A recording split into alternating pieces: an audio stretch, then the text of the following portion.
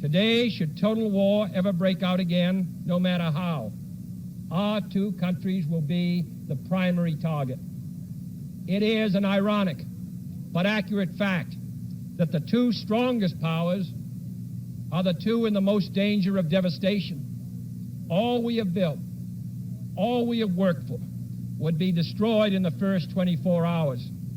And even in the Cold War, which brings burdens and dangers to so many countries, including this nation's closest allies, our two countries bear the heaviest burdens. For we are both devoting massive sums of money to weapons that could be better devoted to combat ignorance, poverty, and disease.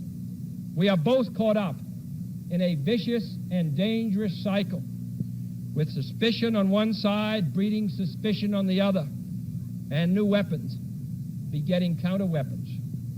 In short, both the United States and its allies, and the Soviet Union and its allies, have a mutually deep interest in a just and genuine peace and in holding the arms race.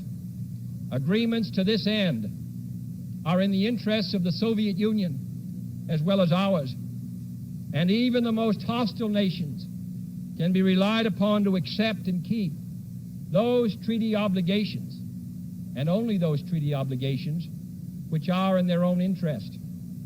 So let us not be blind to our differences, but let us also direct attention to our common interests and the means by which those differences can be resolved. And if we cannot end now our differences, at least we can help make the world safe for diversity. For in the final analysis, our most basic common link is that we all inhabit this small planet. We all breathe the same air. We all cherish our children's futures, and we are all mortal.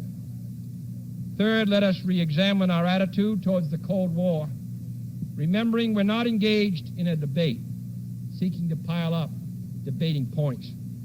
We are not here distributing blame or pointing the finger of judgment. We must deal with the world as it is, and not as it might have been had the history of the last 18 years been different.